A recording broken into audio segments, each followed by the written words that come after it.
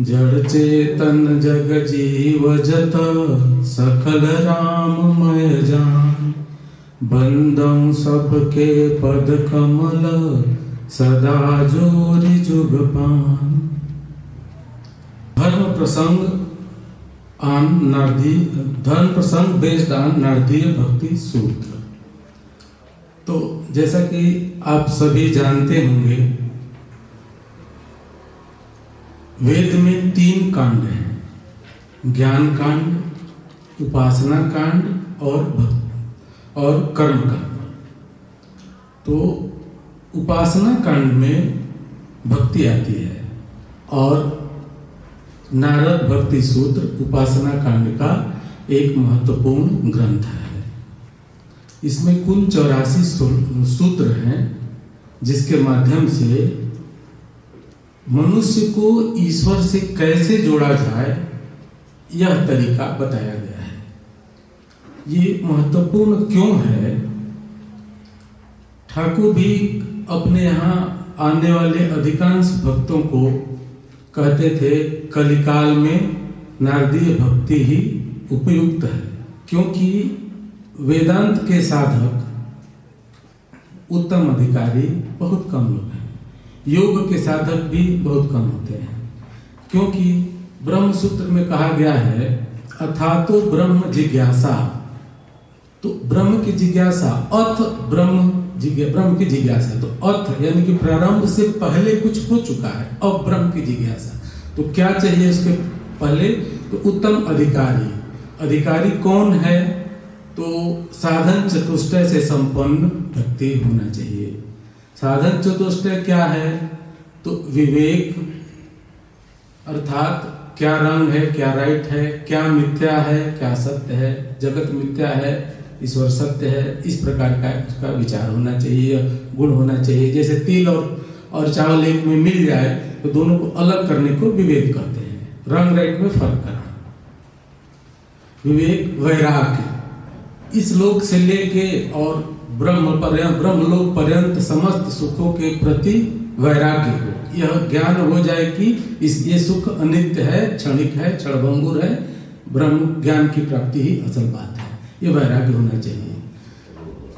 फिर सम दम आदि सब संपत्ति, सम दम उपरति तितिक्षा श्रद्धा समाधान। सम दम उपरति तितिक्षा श्रद्धा समाधान, ये 6 होने चाहिए। फिर मुमुक्षा, मोक्ष की इच्छा होनी चाहिए। तो इतनी बातें अगर हमारे अंदर है तब हम वेदांत की मार्ग की साधना के लिए उत्तम अधिकारी हैं। 100% ना हो लेकिन एक लेवल तक होनी चाहिए। फिर वेदांत, फिर योग मार्ग के लिए पतंजलि योग सूत्र जैसे है, ब्रह्म सूत्र उसके लिए है, योग मार्ग के लिए पतंजलि योग सूत्र है। तो योग मार्ग के साधक के लिए भी वैसा शरीर समर्थ होना चाहिए, वैसा उतना समय होना चाहिए, तब आदमी वो साधना कर पाएगा। बहुत थोड़ा बहुत तो कर सकता है, लेकिन अंतिम लक्ष्य तक जाने के लिए एक प्रारंभिक योग्यता होनी चाहिए।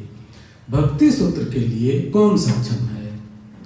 तो इसमें केवल इतनी ही बात है कि भगवान को पाने की चाह हो, भगवान के प्रति प्रेम हो हमारा, ऐसी इच्छा हमारी हो, तो हम उसके अधिकारी हैं। हमारे में कितना वैराग्य है या हम कितने संसार में फंसे हुए हैं, इससे कोई फर्क नहीं पड़ता। इससे ये नहीं पड़ता कि आप चल नहीं सकते। आप भगवान की तरफ जहां खड़े हैं वहीं से चल सकते हैं। हमारे मन में कितने विकार हैं, मलिनताएं हैं, दोष हैं, दुर्गुण हैं, काम है, क्रोध है, लोभ है, मोह है, ये सारी चीजें कुछ न कुछ मात्रा में तो ही हैं। तो जब हम एकदम से पवित्र और ये हो जाएंगे साफ सुथरे तब भक्ति मार्ग में चलेंगे, ऐसा नहीं है। जब हम निरोग हो जाएंगे तो डॉक्टर के पास जाएंगे, ऐसा तो नहीं है। हम रोगी हैं तभी हम डॉक्टर के पास जाएंगे। तो भक्ति मार्ग के लिए केवल इतना है कि हम जैसे भी हों, अपचेत सुदुराचार हो भजते मां अनन्य भाव, हम दुराचारी से दुराचारी भी हों इतना सामने से देखने का तो भी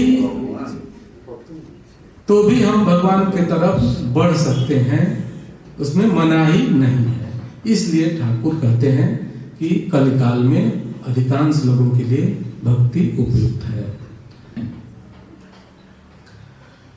अब देखते हैं, एक एक शब्द लेते हैं। नारद भक्ति सूत्र, इसमें 3 शब्द है। नारद भक्ति सूत्र, तो नारद कौन है, भक्ति क्या है और सूत्र क्या है। नारद शब्द की व्युत्पत्ति कई प्रकार से बताई गई है। नारम परमात्म विषयकम ज्ञानम ददाति इति नारदः, जो भगवान नर और नारायण से प्राप्त ज्ञान को जन जन तक पहुंचाते हैं, वह है नारद।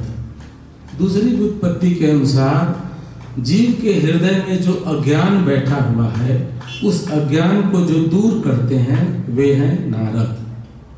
तीसरी व्युत्पत्ति के अनुसार नराकृति ब्रह्म इति नार, नराकृति ब्रह्म, नराकृति ब्रह्म अर्थात परमात्मा, अर्थात भगवान श्री कृष्ण, वृंदावन बिहारी श्री कृष्ण, या जो भी आपके इष्ट हो वह भगवान, उनको जन जन तक पहुंचाने वाले हैं नारद। ये शाब्दिक व्युत्पत्ति के आधार पर हो गया। और जैसा कि महाराज ने कहा, भक्ति ईश्वर के प्रति परम प्रेम को भक्ति कहते हैं। और सूत्र क्या है, तो बहुत ही गंभीर और बड़े विषय को अत्यंत अल्प अक्षर में, कम शब्दों में सार, उसका निचोड़, जैसे मौसमी हो ज्यादा 1 किलो उसका जूस निकालने, उस तरह से बहुत सारे गंभीर विषय का, आध्यात्मिक विषय का निचोड़, अल्पाक्षरम असंदिग्धम सारवत विश्वतोमुखम, ये इसका लक्षण है। तो आध्यात्मिक ज्ञान का सार कम शब्दों में अभिव्यक्त किया जाए, ये है, उसमें त्रुटि ना हो, वह असंदिग्ध, संशय रहित हो, तो उसको सूत्र कहते हैं। जैसे फार्मूला होता है मैथ का, फार्मूला छोटा होता है लेकिन बड़े बड़े सवाल हल हो जाते हैं। उसी तरह से फार्मूले के रूप में छोटे छोटे रूप में गंभीर बातों को करके 84 सूत्र दिए गए हैं। ये ऐसा इसलिए संक्षेप किया जाता है कि यह जल्दी से याद हो जाए। पहले कंठस्थ होकर के ही एक पीढ़ी से दूसरी पीढ़ी तक ज्ञान जाता था, तो इसको एक पीढ़ी से दूसरी पीढ़ी तक सरलता पूर्वक हस्तांतरित करने के लिए ऐसा किया गया है। अब क्रमशः एक एक का और विस्तार से व्याख्या करेंगे। नारद, तो शाब्दिक व्युत्पत्ति के आधार पर नारद जी का तो हम लोगों ने देखा। अब हम देखते हैं कि नारद जी कौन है। तो इनके बारे में अनेकों कथाएं हैं और अनेकों बार इनका जन्म हुआ है, अलग अलग कल्पों में भी और वैसे भी। तो सारी कथाओं में कौन पहले की हैं, कौन बाद की हैं, उस विवरण में न पढ़ के उनके जीवन से जो सीख सकते हैं उस पे हमारी दृष्टि होनी चाहिए। तो ऐसा एक विवरण मिलता है कि नारद जी ब्रह्मा के 10 मानस पुत्रों में से एक है। 10 प्रजापति, 10 मानस पुत्रों को 10 प्रजापति कहा जाता है। ब्रह्मा जी के 10 मानस पुत्र हुए, उनको उन्होंने विवाह करके संतानोत्पादन के द्वारा प्रजा की वृद्धि करने का आदेश दिया। उन 10 में से नारद जी ने अपना अभिप्राय अलग व्यक्त किया। उन्होंने कहा कि मैं भगवान श्री हरि का एकांत सेवन करूंगा, मैं विवाह बंधन में नहीं जाऊंगा। আমি বিয়ে করতে চাই না, আমি বৈরাগ্য ধারণ করে শ্রীহরি ভক্তি করব। বাপের আজ্ঞার অবহেলনা হলো, সেই জন্য নারদ উনিকে अभिशाप दे दिया। ब्रह्मा जी ने, वो पिता थे, उनको अभिशाप दे दिया। उन्होंने कहा कि तुम कामुक होकर, स्त्री के वश में होकर बहुत सुदीर्घ समय व्यतीत करोगे, तुमने मेरी आज्ञा का उल्लंघन किया।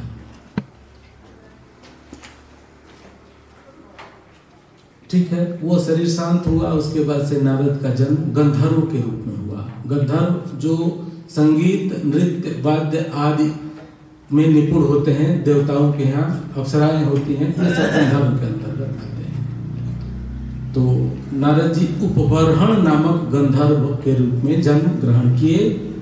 रूप यौवन से संपन्न, अप्सराओं से घिरे हुए, नृत्य, गीत, वाद्य आदि में प्रमत्त होकर, माने नृत्य गीत आदि में डूबे जीवन यापन करते। एक बार क्या हुआ कि देवताओं के यहाँ से निमंत्रण हुआ। देवताओं के यज्ञ में भगवान की कथा का गायन करने के लिए उन्हें आमंत्रित किया गया।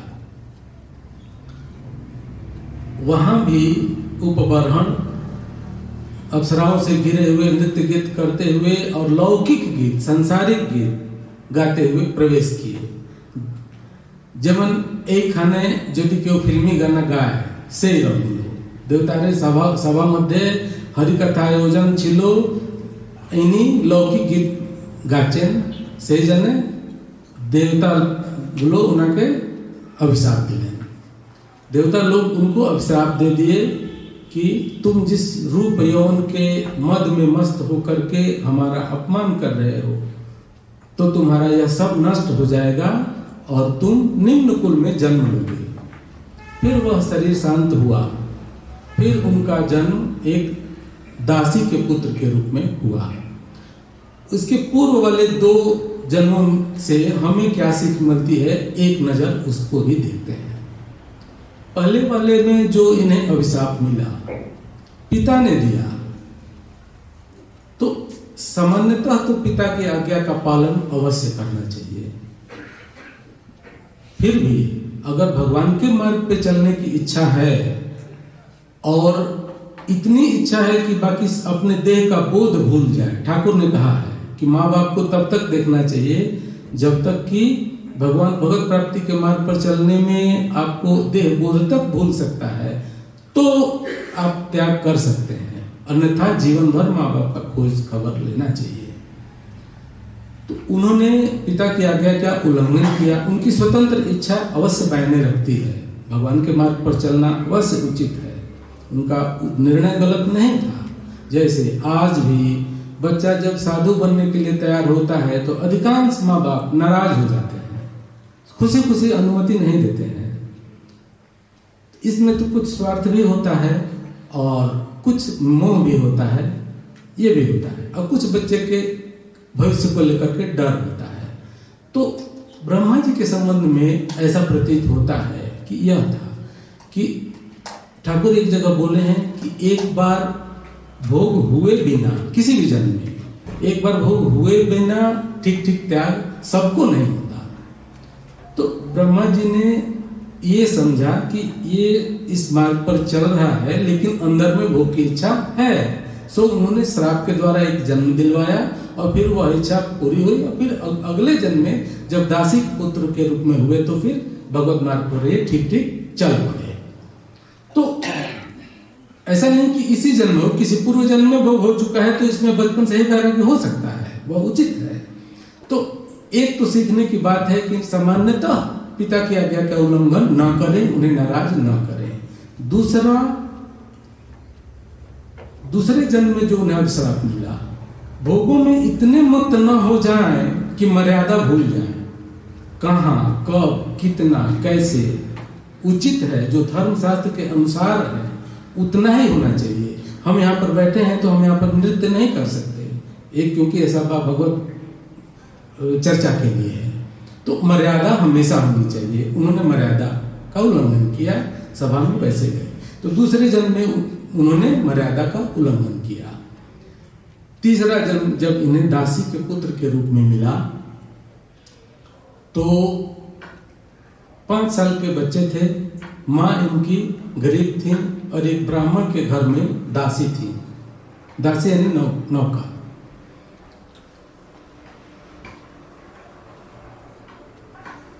एक बार क्या हुआ कि साधु लोग पहले के समय में, अभी तो आश्रम में सभी रहते हैं, कुछ लोग बाहर रहते हैं, लेकिन पहले के समय में ऐसा था कि सन्यासी के लिए 3 दिन से ज्यादा एक जगह टिकना नहीं, मना था। एक किसी भी एक गृहस्थ के घर में कहीं भी 3 दिन ही रुक सकते हैं, उसके बाद आप चल देंगे। और ऐसा भी है कि नगर में कितना दिन और गांव में कितना दिन। तो बाकी 8 महीना साधु विचरण करते रहते थे, लेकिन बरसात के समय में शास्त्र का विधान है कि आप 4 महीना किसी एक स्थान पर रुक के भगवत चर्चा करें, भजन करें और एक जगह चातुर्मास्य करें। इससे क्या है, गृहस्थ का भी कल्याण होगा और आसपास के लोग सुनेंगे भी और साधु का भी बरसात भी कट जाएगा। तो ऐसा विधान था। तद अनुसार ब्राह्मण के घर में साधु संत आ पहुंचे। ब्राह्मण ने उनको आदर पूर्वक अपने यहाँ रुकाया और उसके पश्चात बालक, छोटा बालक 5 वर्ष के बालक थे नारद जी, उन्होंने साधु सेवा में तत्पर हो गए। वे साधु सेवा में तत्पर हो गए। साधु लोग जो कहते वो करते, उनके बिना कहे भी घर में झाड़ू लगा देते, उनका ये जो है जूठन साफ कर देते, खाने के बाद जो जूठन गिरता है वो साफ कर देते थे। और जो भगवत चर्चा होती थी उसको बहुत ही ध्यान पूर्वक सुनते थे। पिछले 2 जन्मों से ये मिट चुका है, तो काफी हद तक अब श्राप हुआ। अब यहाँ से देखिए अच्छे मार्ग पर जा रहे हैं। और साधु संग किया, एकाग्रता पूर्वक सुनते थे। इस प्रकार साधु लोगों का 4 महीने तक खूब सेवा किया, उनका दिया हुआ प्रसाद खाया और साधु लोग आशीर्वाद दे करके चले गए। अब इनके मन में भक्ति का अंकुर जग गया। तो यहाँ हम लोगों के लिए यहाँ भी ये सीखने की बात है कि जब जो भी हमारे मन में विकार हो या हम साधन के जिस लेवल, जीवन के जिस लेवल पर भी हों, भगवान की तरफ चलने में उपाय क्या है। हम जहाँ हैं वहीं रुके तो नहीं रह सकते, आगे तो बढ़ना है, जहाँ है वहीं से बढ़ना है। तो उपाय क्या है, तो ठाकुर भी बोलते हैं कि उपाय है साधु संग, उपाय है सत्संग, उपाय है भगवान से प्रार्थना, उपाय है व्याकुलता पूर्वक प्रार्थना, उपाय है सेवा, उपाय है भगवान का नाम गुण का कीर्तन और कथा श्रवण। तो नारद जी ने साधु सेवा किया, कथा श्रवण किया, उनके अंदर भक्ति का बीज अंकुरित हो गया। साधु लोग साधन का उपदेश देकर के चले गए। इसके पश्चात एक दिन ब्राह्मण की गाय दूहने के लिए उनकी माता जा रही थी और सांप ने काट लिया, उनकी मृत्यु हो गई। मृत्यु हो गई तो बालक अनाथ हो गया। अनाथ हो गया, अब तो घर में कोई नहीं, 5 साल का बालक अनाथ हो गया। सामान्य रूप से जो असक्त व्यक्ति होगा घर में, वो सोचेगा कि देखो साधु सेवा किया, इसका हमें क्या फल मिला। माँ थी वो भी मर गई, लेकिन नहीं, भक्ति का अंकुर उनके अंदर हो गया था तो उन्होंने इसे भगवान की इच्छा समझा और संसार से जोड़ने वाला जो एक माया का बंधन था वो भी भगवान ने तोड़ दिया। ऐसा सोचा 5 वर्ष का बालक, ऐसा सोच करके निकल गया। भगवान योगक्षेम महन करते हैं। बालक निकल गया, निकल के गया जंगल में, एकांत में बैठ करके व्याकुलता, अब तो कोई था नहीं, भगवान को पुकारने लगा। भगवान व्याकुलता पूर्वक पुकारने से भगवान प्रसन्न हो गए और उन्हें दर्शन दिया। तो हमारे लिए भी ये सीखने की बात है कि हम जब भी किसी संकट में पड़े तो भगवान को पुकारें, संकट के लिए पुकारें, वह भी भगवान मानते हैं, उसको आर्त भक्त कहते हैं। अगर हम कोई संकट ना हो, हम सब तरह से ठीक हो, तो भी भगवान को पुकारें कि हमें अपना प्रेम दीजिए, हमारे विकारों को दूर कीजिए, हमें भक्ति दीजिए, हमें सत्पथ पर चलाएं, ऐसी प्रार्थना करें। तो ठाकुर बोलते हैं कि व्याकुलता ही असली आवश्यक चीज है। यहाँ भी आप हम देख रहे हैं कि नारद जी के जीवन में व्याकुलता आई और कम समय में ही उनको दर्शन भगवान का हो गया। भगवान का दर्शन हो गया तो बालक का शोक, माता की मृत्यु का शोक खत्म हो गया और बहुत आनंद हुआ भगवान को देख करके। परंतु भगवान कितने देर तक रहेंगे, दर्शन दिया, अंतर्ध्यान हो गए, भगवान चले गए तो अब व्याकुल होकर के और रोने लगे। अब रोने लगे तो फिर बहुत पुकारने लगे व्याकुलता पूर्वक। तब भगवान आए तो नहीं, लेकिन उनकी वाणी सुनाई दी कि इस जन्म में भगवान ने कहा, वत्स साधु संग साधु सेवा के प्रभाव से तुम्हें थोड़ा सा दर्शन जो मिला, इस जन्म में और नहीं मिलेगा। तुम भगवत आश्रय लेकर के शेष जीवन गुणानुवाद करते हुए व्यतीत करो, अगले जन्म में तुम हमारे पार्षद होवोगे। उस हिसाब से नारद जी ने पूरा जीवन व्यतीत किया और शरीर शांत होने पर पुनः उनका जन्म हुआ।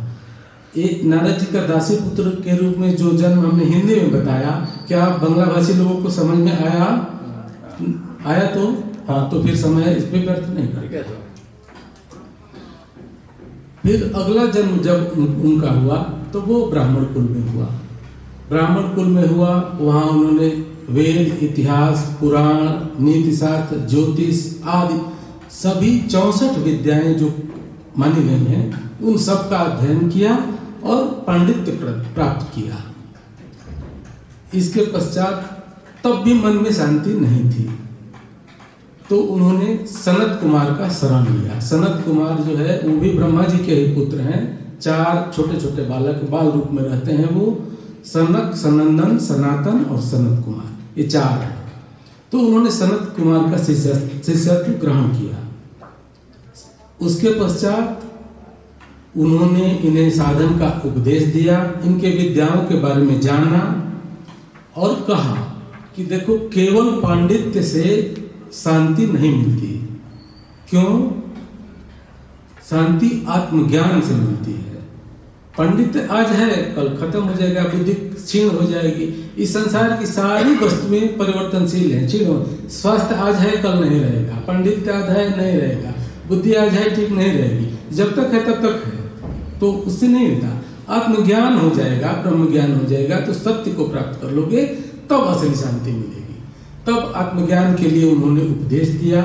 उस उपदेश को श्रवण करके उसके अनुसार नारद जी ने साधना की और साधना करते हुए फिर ब्रह्म ज्ञान को प्राप्त किया। इनके सारे दुख दूर हो गए। फिर ब्रह्म ज्ञान प्राप्त होने के बाद उसी समय भगवान नर नारायण रूप में बदरिकाश्रम में तपस्या कर रहे थे। वहां आकर के उनसे उपदेश की प्रार्थना की। भगवान ने उन्हें भक्ति विषयक उपदेश दिया। यही जो पीछे हम लोगों ने चर्चा किया कि नर नारायण से प्राप्त उपदेश को जो जन जन तक पहुंचाते हैं वो नारद हैं। तो ये उपदेश की याचना नारद जी ने की थी और उन्हें उपदेश प्रदान किया। उसके अनुसार फिर इन्होंने भगवान की आराधना की और इन्हें भगवान के विश्व रूप का दर्शन हुआ। तो आप सोच सकते हैं कि जब ब्रह्म ज्ञान हो गया तो फिर क्यों आराधना की? इसका कारण ये है कि जैसे ठाकुर ने अनेक रूप से साधना किया, सारे पथों से साधना किया, तो उनको तो भगवत प्राप्ति पहले ही हो गई थी, माँ का दर्शन तो हो ही गया था, लेकिन सारे पथों से गया है। बोलते हैं कि हम एकांगी नहीं होंगे, हम केवल तरकारी नहीं खाएंगे, हम सब रसदार तरकारी भी खाएंगे, ये भी खाएंगे, वो भी खाएंगे, हर प्रकार से भगवान का ये करेंगे। और फिर भक्त भगवान के अलावा और लेकर के क्या रहेगा, इसलिए उन्हें विश्वरूप का दर्शन भी हुआ। विश्वरूप का दर्शन होने के पश्चात अब तो ये गुरु पद पे हो गए। अब क्या बचा था? संत के जीवन, जो भगवत प्राप्त संत होते हैं, जो भगवत प्राप्त नहीं होते हैं, साधक होते हैं, वो भी लोक कल्याण करते हैं। वो यह समझकर कि मैं कर रहा हूँ इस कार्य में, साधना समझ के करते हैं। लेकिन जो भगवत प्राप्त हो जाते हैं उनसे लोक कल्याण होता रहता है अपने आप। तो नारद जी जा रहे थे, कहीं जा रहे थे तो देखा कि उन्हीं के 10 प्रजापति में से एक जो दक्ष थे, जिनको ब्रह्मा जी ने संतानोत्पत्ति के द्वारा प्रजावृद्धि का आदेश दिया था, उनके कुछ पुत्र, यानी दक्ष जी के कुछ पुत्र हर्यश्वगण, माने अनेक पुत्र नारायण सरोवर पर तपस्या कर रहे थे। किस लिए? श्रेष्ठ संतान उत्पन्न हो, इसलिए। विवाह दक्ष प्रजापति ने उनको आदेश दिया था उत्पन्न करने के बाद कि तुम लोग जाओ और तपस्या करो, उसके बाद विवाह करके संतान उत्पादन करो और फिर प्रजा की वृद्धि करो। तो यह आदेश पाकर के, पिता का आदेश पाकर के वो सब तपस्या कर रहे थे। नारद जी घूमते फिरते वहां पहुंचे और उनसे 10 प्रश्न किए, 10 कूट प्रश्न किए, मतलब पहेली जैसा। उन प्रश्नों पर विचार जब बालकों ने किया तो उन्हें समझ में आ गया कि ईश्वर ही सत्य है, ईश्वर की प्राप्ति ही जीवन का असल उद्देश्य है, ये सब क्षणिक है। वो सब के सब फिर साधु बन गए, वैराग्य धारण करके चले गए। अब दक्ष प्रजापति बहुत गुस्साए, बहुत क्रोध हुआ उनको, जैसे आज भी होता है किसी के, हम लोग के पास बच्चे लोग नहीं भेजते हैं कि ये लोग साधु बना देंगे। कई लड़कों को मना कर देते हैं गार्जियन, नहीं वहां ज्यादा मत जाओ। हम लोगों को खुद ही मना किया गया था कि ज्यादा मत जाओ, कभी कभी जाओ, ज्यादा मत जाओ। तो अब पिताजी दक्ष जी तो बहुत क्रोधित हुए, फिर भी उन्होंने फिर और पुत्र उत्पन्न किए। उन्हें सबला सोगण कहा गया, अनेक पुत्र। उनको भी वही आदेश दिया कि आप लोग तपस्या करें, तपस्या के बाद श्रेष्ठ संतान हेतु तपस्या करें, तपस्या के बाद विवाह करें और प्रजा वृद्धि करें। वो लोग भी तपस्या करने गए। नारद जी ने उनके पास भी जाकर वही प्रश्न दोहराया, वो सब भी वैराग्य धारण करके चल दिए। अब तो दक्ष जी का क्रोध चरम सीमा पर। उन्होंने अपने ही भाई को, नारद जी को, जो उस समय थे, उनको श्राप दे दिया। बोला किसी को उसको वैराग्य धारण करा करने के लिए समय भी तो देना पड़ेगा, ज्यादा को समझाना पड़ेगा, तो उतना उन्नति कराने के लिए समय चाहिए। तो उन्होंने आशीर्वाद दे दिया कि जाओ, तुम एक जगह पे ठहर ही नहीं सकते ज्यादा देर ठहरोगे तब ना सिखाओगे पढ़ाओगे, अब तुम ठहर ही नहीं सकते वहां। तो नारद जी तब से आप लोगों ने देखा होगा कि कहीं एक जगह टिकते नहीं ज्यादा देर, थोड़ी देर रुकते हैं, फिर चलते घूमते फिरते इस लोक से उस लोक जाते रहते हैं। तो ये श्राप वहां पर उनको मिला, लेकिन ये श्राप जो है अच्छा ही हुआ। क्यों? एक जगह रुके रहते तो कुछ लोगों को उपदेश करते हैं, भ्रमण करते रहते हैं, तो लोग कल्याण करते रहते हैं। तो इस प्रकार ये नारद जी के बारे में हम लोगों ने कुछ चर्चा की। इसके अलावा जो एक उनके बारे में भ्रम है कि नारद जी झगड़ा लगाते हैं, कलह करते हैं, इस तरह का जो फिल्मी छवि उनके बना दी गई है, उसको भी, उस पे अगर गहराई से विचार करें उनके कार्यों पर, तो उसके पीछे हम भगवान का ये पाएंगे, शुभ होता है उसका परिणाम। और गहराई से देखने पर पता चलता है कि भगवान की महिमा को प्रकाशित करने के लिए वैसा करते हैं। तो अब 2-3 और अभी समय है, 2-3 और प्रकरण लेते हैं।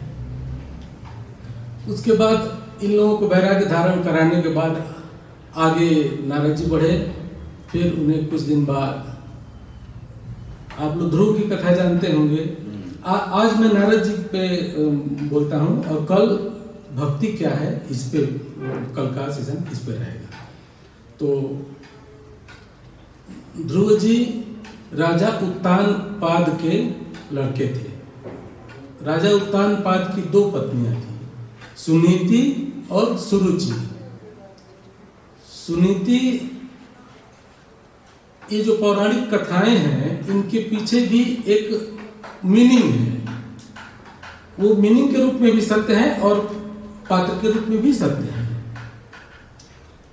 तो सुनीति का मतलब हुआ जो नीति के अनुसार चले, जो नैतिकता के आधार पर चले, जो नीति नियम जो कहता है शास्त्र उसके अनुसार चले। तो पहली पत्नी उनकी नीति के आधार पर चलती थी और दूसरी थी सुरुचि, वो रुचि के आधार पर चलती थी। उसको जो अच्छा लगे, सुरुचि मतलब, रुचि मतलब जो अच्छा लगा, मन को जो अच्छा लगा उसके आधार पर चलती थी। तो जो नीति के आधार पर चलेगा वह क्रमशः आध्यात्मिक उन्नति को प्राप्त करेगा, और जो मन के कहे अनुसार चलेगा कि मुझे तो अच्छा लगता है ऐसे, तो मन जो कहेगा वो करोगे तो फिर नीचे जाओगे। तो सुनीति थी और दूसरी सुरुचि थी। सुरुचि मन के कहे के अनुसार चलती थी। तो सुनीति के पुत्र थे ध्रुव जी और सुरुचि के पुत्र थे उत्तम। दोनों छोटे छोटे बालक थे। एक दिन और राजा सुरुचि को ज्यादा प्रेम करते थे, तो अब नीति पे चलते थे, सुनती तो वो नीति के आधार पर पति को भी तो चलाना चाहेगी ना। पत्नी अगर नीति के अनुसार चल रही है तो पति को भी नीति के अनुसार चलाना चाहेगी, और पति अगर नहीं चलना चाहेगा तो टकराव होगा। और जो रुचि के अनुसार चलती होगी वो रुचि के अनुसार ही चलेगी, तो दोनों को अच्छा लग रहा है, तो इसलिए वो उत्तानपाद सुरुचि को ज्यादा प्रेम करते थे, ऐसा आता है। तो सुरुचि के पुत्र उत्तम को गोद में लेकर के उत्तानपाद सिंहासन पर बैठे थे, और सुरुचि भी वहीं थी। इतने में बालक ध्रुव दौड़ता हुआ आया और पिता के गोद में चढ़ने की उन्होंने कोशिश की। सुरुचि ने डांट दिया कि नहीं, तुम पिता की गोद में नहीं बैठोगे, उत्तम बैठेगा मेरे पिता, उनके राजा के गोद में। अगर तुम्हें राजा के गोद में बैठना है तो जाओ भगवान की प्रार्थना करो, भगवान की आराधना करो, और अगर वो तुम्हें मेरे गर्भ से जन्म देंगे तब जाके तुम पिता के गोद में बैठ सकोगे, क्योंकि सौतन का लड़का था। ये दोनों में उनके अंदर भाव था कि अब इतनी कठोर बात कि जाओ भगवान की आराधना करो, और अगर वो प्रसन्न होकर के मेरे पेट से तुम्हें जन्म देंगे तब तुम बैठोगे, ऐसे नहीं बैठ सकते। बालक रोने लगा, राजा ने कुछ नहीं कहा। राजा को बुरा तो लगा लेकिन उन्होंने कुछ कहा नहीं, क्योंकि वो उसके बस में थे। तो बालक रोता हुआ चला गया अपनी माँ के पास। माँ से कहा, बच्चा क्यों रो रहे हो? तो माँ से कहा कि ऐसा ऐसा हुआ। तो सुनीति ने बच्चे के मन में जरा भी विरोध भावना को पोषित नहीं किया। यह नहीं कहा कि हाँ ऐसा क्यों किया, और न जाकर के राजा से लड़ी भी नहीं, क्योंकि वो तो नीति के अनुसार चलती थी। वो ये नहीं कहा कि माता ने तुम्हारे गलत कहा। उसने कहा कि माता ने ठीक ही कहा, भगवान की आराधना तो अच्छी बात है, और भगवान क्या नहीं दे सकते? भगवान राज्य दे सकते हैं, राज्य का सिंहासन दे सकते हैं, उनका गोद दे सकते हैं, अपना गोद दे सकते हैं। माता ने तो कुछ भी गलत नहीं कहा, उन्होंने तपस्या करने के लिए कहा, तो तुम कर सकते हो। तुम बच्चे को समझाने के लिए उन्होंने कहा था, लेकिन बच्चा तो बहुत उसे लगी थी बात। बच्चे ने बात को चुपके से निकल करके तपस्या करने चला गया। जाते जाते रास्ते में नारद जी ने देखा छोटा बच्चा जा रहा है। उन्होंने सारी कहानी पूछी तो बता दिया। नारद जी ने ध्रुव जी को समझाया कि नहीं बालक, अभी तुम्हारी तपस्या करने की उम्र नहीं है, तुम जाओ, घर में जाओ, चले जाओ, मम्मी पापा परेशान होंगे।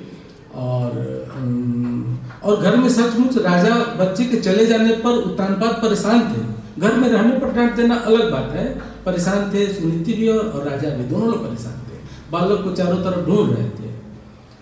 बालक, नारद जी के समझाने से बालक नहीं गया, बोला नहीं, जब किसी फिर जंगल में जाओगे तो बाघ खा जाएगा, खाना कहाँ खाओगे, इस तरह का बात बोला। बालक दृढ़ रहा, नहीं मैं तो भगवान का तपस्या करूंगा।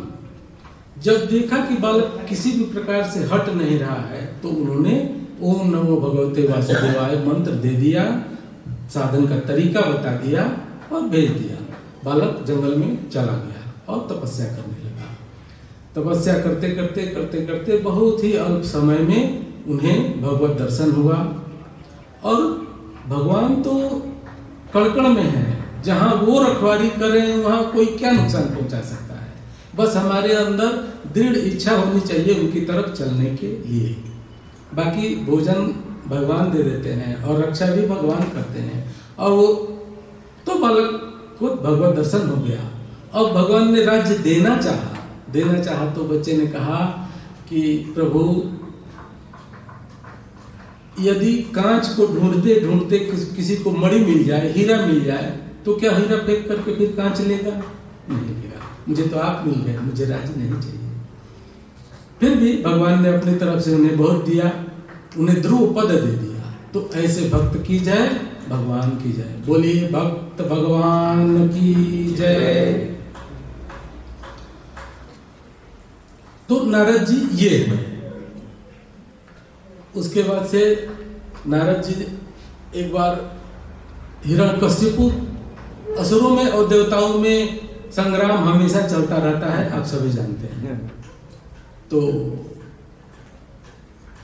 असुरों का राजा था हिरण्यकशिपु। उसने तपस्या कर रहा था मंदराचल पर्वत पर।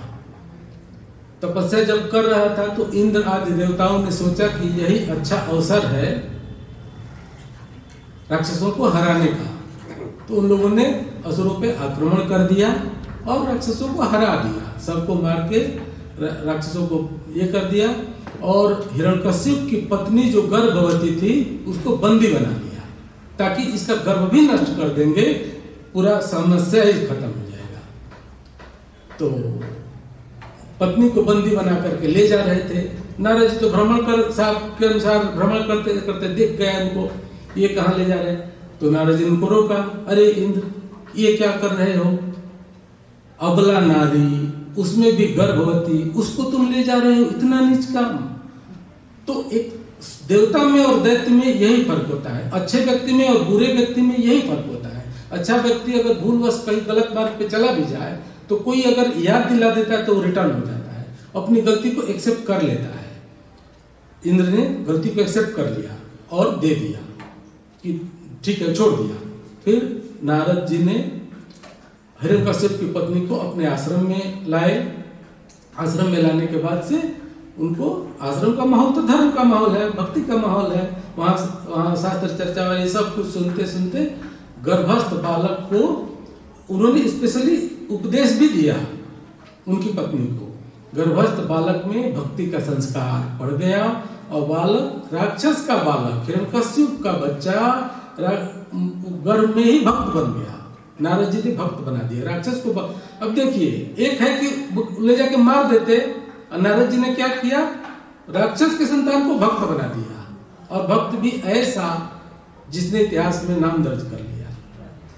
तो ये भी सीखने की बात है कि हमारे आप में सभी में दोष है, तो दोषों को, एक दूसरे के दोषों को देख करके उसको परिवर्तित करने की चेष्टा करना है। उसको, उसके आधार पर किसी से नफरत, किसी से घृणा करने की आवश्यकता नहीं है। उन्होंने परिवर्तित कर दिया। तो अब जब उनको पता चला, हिरण्यकशिप को आए तो सब कुछ तो हार ही चुके थे, परंतु देखे तो पत्नी भी नहीं। उन्हें पता चला कि नारद जी के पास हैं, गए, नारद जी का बहुत उपकार माना उन्होंने, पत्नी को लेकर के घर आए। बालक हुआ, बालक बड़ा हुआ, बालक पढ़ने गया तो स्कूल भक्ति के संस्कार तो पढ़ चुके हैं, स्कूल में राजनीति की और सब चीज की शिक्षा दी जा रही थी। बालक बैठ करके श्री हरि जप रहा है। बच्चे के देखा देखी साथ के छोटे छोटे और भी बालक भगवान की भक्ति करने लगे, सबको आनंद आने लगा। चाहे जान के करें, चाहे अनजान में करें, चाहे राक्षस करे, चाहे मनुष्य करे, चाहे कोई भी करे, भगवान के नाम में ऐसी शक्ति है कि यदि आप नाम लें तो पाप धुलते जाते हैं और आनंद बढ़ता जाता है। नाम में हो सकती है, मतलब जैसे आग को जानबूझ के छुए या अनजाने में छुए वो जलाती ही है, उसी तरह से भगवान का नाम अगर हम लें, उनके गुणों का कीर्तन करें, तो वो हमारे दोष को धीरे धीरे हटा देता है। जब भक्ति देवी हृदय में आती है, जो अधिकारिता की बात हो रही थी ना, वेदांत का अधिकारी और योग का अधिकारी और कर्मकांड का अधिकारी तो अलग अलग है। भक्ति का अधिकारी की विशेषता यह है कि जब भक्ति देवी भगवान की तरफ चलना चाहते हैं तो भक्ति देवी उस तरह से हृदय में आती है जैसे एक माँ, छोटे से बच्चा हाथ पैर अभी चला नहीं पाता है तो वो दूध उठ के नहीं पिएगा, माँ बच्चे को गोद में उठा लेती है, दूध मुंह में लगा करके पिला देती है। उसी तरह से भक्ति देवी आती है, उसके कपड़े में मैल लगा हो शरीर में साफ कर देती है। जिस तरह से माँ अपने बच्चे को साफ करती है, उसी तरह से भक्ति देवी हृदय में आती है। तो धीरे धीरे धीरे धीरे हमारे काम, हमारे क्रोध, हमारे लोभ, हमारे मोह, हमारे मत्सर, हमारे ईर्ष्या, द्वेष, सबको धीरे धीरे साफ कर देती है। सारे मल साफ करके स्वच्छ कर देती हैं, भगवान से मिला देती है। तो इसकी चर्चा हम कल करेंगे भक्ति वाले प्रसंग में। लेकिन यहाँ ये देखना है कि कैसे राक्षस का बालक ये हो गया और बालक के संसर्ग में और बच्चे भी भक्ति करने लगे। हिरण्यकशिप तक बात पहुंची, उन्होंने बुलवाया बालक को, बच्चे को बड़े दुलार से पूछा बेटा क्या पढ़ा स्कूल में, तो उन्होंने कहा भगवान श्री हरि सत्य हैं, वही सर्वत्र हैं। अब तो उन्हें गुस्सा, पहले समझाया बहुत, नहीं माने तो धमकाया। जब अब संक्षेप कर रहे हैं, किसी प्रकार से नहीं माने तो बहुत तरह की यातनाएं दी, उन्हें पहाड़ से फेंकवाया। बालक का विश्वास था कि कण-कण में भगवान है, ये पहाड़ से गिरने से कुछ नहीं होगा, बालक को कुछ भी नहीं हुआ। समुद्र में फेंकवाया, तब भी बालक का दृढ़ विश्वास है कि कण-कण में भगवान है, तो कण-कण में भगवान है तो समुद्र में गिर करके भी वो नहीं मारा। जब किसी भी प्रकार से नहीं मारा बालक, तब जाके एक दिन गुस्से में आकर के बोला बोल कौन भगवान है, भगवान तो मैं हूं, भगवान कहाँ है तेरा भगवान। तो प्रहलाद जी ने कहा कि मुझ में तुझ में खड्ग खम्भ में सब में भगवान है। तो खम्भे में भी है, हाँ खम्भे में भी है। तो खम्भे पे मारा धक्का, उसमें से नरसिंह भगवान निकले। भक्त ने पत्थर में से भगवान को प्रकट कर दिया। तो ये साबित हो गया कि भगवान कण-कण में हैं, भगवान प्रकट हो गए। और जो तपस्या करके लौटा था, तपस्या में उन्होंने ऐसा वरदान पाया था कि न दिन में मरे न रात में मरे, न घर में मरे न घर के बाहर मरे, न अस्त्र से मरे न शस्त्र से मरे, न ऊपर मरे न नीचे मरे, न धरती पे मरे न आसमान में मरे। वो तो चालाक, तो वो समझ रहा था कि ऐसे नहीं मरेंगे तो कैसे मरेंगे, जो न मनुष्य से मरे न पशु से मरे तो कैसे मरेंगे, हम तो मरेंगे ही नहीं। लेकिन भगवान तो भगवान है, सर्वसमर्थ है, कर्तुम अकर्तुम अन्यथा कर्तुम, सब कुछ कर सकते हैं। भगवान ने ऐसा रूप बनाया, आधा सिंह का आधा मनुष्य का, भयंकर नखों से उसको पकड़ करके दरवाजे पर, देहरी पर, न घर के अंदर न बाहर, दरवाजे के देहरी पर जंघे पे रखकर, न नीचे न ऊपर, गोधूली के समय, न दिन न रात, सूर्यास्त के समय, सूर्यास्त के बाद गोधूली होती है, उस समय में पकड़ करके फाड़ डाला, मर गया दैत्य। और भगवान हिरण्यकश्यप इतना भयंकर रूप कि सब लोग डर गए, उनका क्रोध शांत ही नहीं होता था। क्यों? भक्त का अपराध भगवान सह नहीं सकते थे। इतने छोटे से बालक को आग में जलवाया, पत्थर में, भगवान के प्रति, भगवान को तुम गाली दो तो वो माफ कर देंगे, भगवान के भक्त को कष्ट पहुंचाओगे तुम्हें निश्चित भुगतना पड़ेगा। भगवान का क्रोध शांत ही नहीं हो रहा था। फिर बाद में प्रहलाद ने ही शांत कराया, उनकी स्तुति की और उनको गोद में लिया, फिर भगवान ने उन्होंने शांत कराया। तो ये हुई भक्त प्रहलाद का जीवन उन्होंने परिवर्तित किया। तो ये है हमारे नारद जी। अब एक कथा 5-7 मिनट है जो कलह आदि के संबंध में जो है उसको लेकर के है, उसमें भी उनका क्या छिपा रहता है वो उसको प्रकट करने के लिए एक कहता हूं। तो एक बार नारद जी घूमते घूमते द्वारिकाधीश के यहाँ पहुंचे। वो द्वारकाधीश भगवान श्री कृष्ण की पटरानी थी रुक्मिणी जी, सत्यभामा जी, जामवंती जी और भी रानियां थी, कहते हैं 16,000 रानियां थी।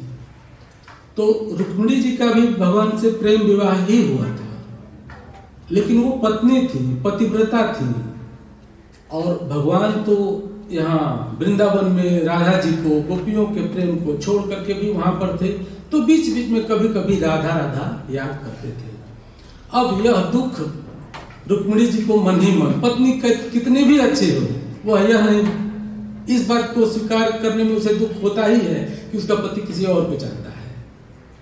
तो कभी रुक्मिणी जी के मन में दुख था, लेकिन वो कहें तो कहें किससे कहें, किसी से कहती नहीं थी, अंदर ही अंदर था। वो भी भक्त थी, वो भी प्रेम करती थी, लेकिन मन में दुख रहता था कि मैं तो इतना प्रेम करती हूँ, सब कुछ करती हूँ, लेकिन ये राधा राधा क्यों करते रहते हैं, मन में दुख था। नारद जी तो त्रिकालदर्शी, सब कुछ जान रहे हैं। तो घूमते घूमते पहुंचे और रुक्मिणी जी से पूछा, कहो माते क्या हाल है? और तो सब ठीक है, सब ठीक है। हाँ माते सब तो ठीक है, लेकिन मैं समझता हूँ एक बात मेरे भी समझ में नहीं आती है कि भगवान बार बार राधा, अब तो इतनी अच्छी है, इतना भगवान को प्रेम करते हैं, इतनी सेवा करते हैं, तब भी क्यों राधे राधे करते रहते हैं? हाँ नारद ये तो बात है। अब ऊपर से तो लग रहा है कि झगड़ा लगा रहे हैं, झगड़ा लगा रहे हैं पति पत्नी में। हाँ, अब ये इन लोगों के बीच में बात हो ही रही है, तब तक भगवान कहीं से चले आए तो बोले सिर में बड़ी पीड़ा हो रही है, बड़ी दर्द हो रही है सिर में। अभी भगवान की बुराई कर रहे थे लोग, अभी पीड़ा हो गई तो व्याकुल हो गई रुक्मिणी जी, कह रहे क्या करें, सिर में तेल लगा रहे हैं, मालिश कर रही हैं, ठीक नहीं हुआ, औषधि मंगाया ठीक नहीं हुआ, राजवैद्य को बुलाया उससे भी ठीक नहीं हुआ, किसी भी प्रकार से भगवान का जो है पीड़ा शांत ही नहीं हो रहा है। जब किसी भी प्रकार से शांत नहीं हुआ तो अब जब हम लोग के घर में कोई बीमार पड़ता है और कोई भी उपाय काम नहीं करता, डॉक्टर फेल हो जाता है तो क्या करते हैं, भगवान की शरण में जाते हैं। भगवान फिर उन्हीं के पास गए, प्रभु क्या हो गया आपको, ये कैसे ठीक होगा। उन्होंने कहा कि ये तो तब ठीक होगा यदि कोई मेरा भक्त, मेरा प्रेम अपने पैरों की धूल मेरे माथे पर लगा दे तो ये ठीक हो जाए। अब द्वारिकापुरी सभी भक्त थे, सभी कहते हम भी कृष्ण के भक्त हैं, हम भी भक्त हैं, द्वारिकापुरी में कृष्ण का कौन नहीं भक्त है, सभी भक्त हैं।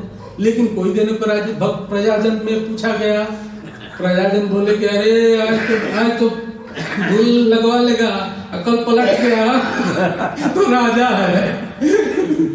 नहीं दिया किसी ने नहीं दिया। जब कहीं नहीं मिला तब जाके भगवान ने ही कहा कि अच्छा एक बार वृंदावन में जाओ, शायद मिल जाए। वृंदावन में उनको भेजा, जाते जाते नारद जाने को तैयार हुए। उन्होंने कहा कि ये लो मेरा पीताम्बर ओढ़ लो। भगवान ने क्यों, प्रभु वस्त्र तो मेरे पास है। नहीं इसको ओढ़ लो। भगवान ने उन्हें दे दिया। क्यों दे दिया, गोपियों का इतना प्रेम था, इतना भगवान में थी कि उनकी दूसरे पुरुष के प्रति वो आंख उठा के देखती ही नहीं कि कौन आया और कौन गया। पीताम्बर भगवान का देखेंगे तो देखेंगे कि कौन है, तो आंख उठा के देखेंगे। यही हुआ, नारद जी पहुंचे वहां, दूर से दिखा भगवान का पीताम्बर, तो गोपियों ने कहा कौन आ रहा है, तो दौड़ के गई उनके पास। दौड़ के गई तो उन्होंने पूछा कि कहो नारद जी कैसे आना हुआ। तो उन्होंने कहा कि द्वारकापुरी से आ रहा हूँ। द्वारकापुरी से आ रहा, अच्छा कहो हमारा कन्हैया कैसा है। कन्हैया तो अच्छा है, सब कुछ तो ठीक है, पर क्या, अरे जल्दी बताओ पर क्या। पर ये कि उनके सिर में पीड़ा हो रही है। सिर में पीड़ा हो रही है, अरे तो वहां कोई वैद्य नहीं है, वहां औषधि नहीं है। औषधि तो है, पर बोले औषधि है पर बताओ तो पर क्या हुआ। उन्होंने कहा कि वो किसी भी रोग, उनका रोग तभी दूर होगा जब कोई उनका प्रेमी, उनका भक्त अपने पैरों की धूल दे दे। तो गोपियां बोली, राधा जी सब बोलेगी प्रेमी तो हम नहीं, प्रेम तो वही करते हैं, हम कहाँ करते हैं। उनके हम लोग मानते हैं, सभी लोग कहते हैं, लेकिन उनके अंदर में इस बात का ये नहीं है कि हम बड़े प्रेमी हैं। प्रेम तो वही करते हैं, क्या जाने हम तो लोग क्या हैं। फिर भी अगर ठीक होता है, तुम कह रहे हो कि नहीं तो ठीक है ले जाओ। सब गोपियों ने जल्दी अपने अपने पैर का धूल झाड़ दिया। इतना हो गया, दुपट्टा फाड़ के उसमें धूल बांध के दे दिया, ले जाओ लेके जल्दी जाओ। दे दिया, नारद जी लेकर के चले गए। धूल उनके माथे पे लगा दी गई, पीड़ा शांत हो गई। पीड़ा शांत हो गई तो अब उनको भी पता चल, अब रुक्मिणी जी समझ रही हैं, भक्त तो वो भी थी, प्रेमी तो वो भी थी, उन्होंने क्यों नहीं दिया, बगल में ही थी, क्यों नहीं दिया। क्यों नहीं दिया कि पतिव्रता पत्नी अगर धर्मानुसार चले, धर्म एक अलग चीज है और प्रेम अलग चीज है। धर्मानुसार चले तो पतिव्रता पत्नी अपने पैर का धूल अपने पति के सिर पर लगाई, धर्म विरुद्ध है। तो उन्होंने, रुक्मिणी जी ने सोचा कि ये तो अधर्म हो जाएगा और मैं अधर्म कैसे कर सकती हूँ। तो अपना धूल में प्रेम तो करती हूँ, लेकिन अपना धूल पति के सिर पे नहीं लगा सकती हूँ क्योंकि धर्म विरुद्ध है। यहाँ पर वो बदल गई धर्म से। नारद जी क्यों नहीं दे सकते थे। अगर हम कहें कि नारद जी तो जानते ही थे, लेकिन नारद जी भी दे सकते थे, क्यों नहीं दिए, क्योंकि वो दास से भक्ति करते थे। दास अपना धूल पैर का स्वामी के सिर में लगाए, ये भी विरुद्ध है, तो उन्होंने भी नहीं दिया। गोपियों ने दे दिया। गोपियों का प्रेम सर्वोत्कृष्ट क्यों है, वो तो उनका तो धर्म, लोक, लाज सब कुछ त्याग दिया है। धर्म कहो चाहे अधर्म करो, हमें मंजूर है। जब नारद जी ने गोपियों को समझाया भी कि अरे गोपियों तुम क्या कर रही हो, ये धूल दे रही हो, भगवान पे जानती हो कौन है, वो तीनों लोगों के मालिक हैं, ये है वो है, अरे तुम चुप रहो। हम गोपियों ने कहा कि हम हजारों नर्क की यातनाएं, उन्होंने कहा कि नर्क जाओगी अगर उनको धूल लगाओगी तो, बोला हम हजारों नर्क की यातनाएं सह सकती हैं लेकिन अपने प्यारे के सिर की पीड़ा नहीं सह सकती। तो ये रहता है प्रेम। उनको न नर्क जाने में डर है, न धर्म विरुद्ध होने में डर है, न दुनिया क्या कहेगी इसमें डर है। प्रेम ये होता है। तो इसलिए गोपियां श्रेष्ठ हैं। और यहाँ पर नारद जी जो झगड़ा लगाते हुए प्रतीत हो रहे थे, वहां उन्होंने भगवान की महिमा प्रकट की, रुक्मिणी जी के हृदय का व्यथा दूर किया। न तो आजीवन भीतर भीतर घुलती रहती, भीतर भीतर उनको कष्ट आजीवन रहता, वो दूर हो गया और गोपियों की महिमा को भी प्रकट कर दिया। तो ऐसे ही ऐसे नारद जी के जितने कार्य हैं उन सारे में एक रहस्य छिपा हुआ है। नारद जी के फिल्मी इमेज को बहुत दूर फेंकने की जरूरत है। ये सब एजेंडा चला करके गढ़ा हुआ है हम लोगों के उसमें प्रतीकों को लेकर के। नारद जी बहुत ही जितनी प्रशंसा की जाए, भगवान ने खुद कहा है, भगवान ने भागवत में नारद जी की बहुत ही प्रशंसा की है। तो अब हमारा समय समाप्त होता है। तो इसी के साथ आश्रम में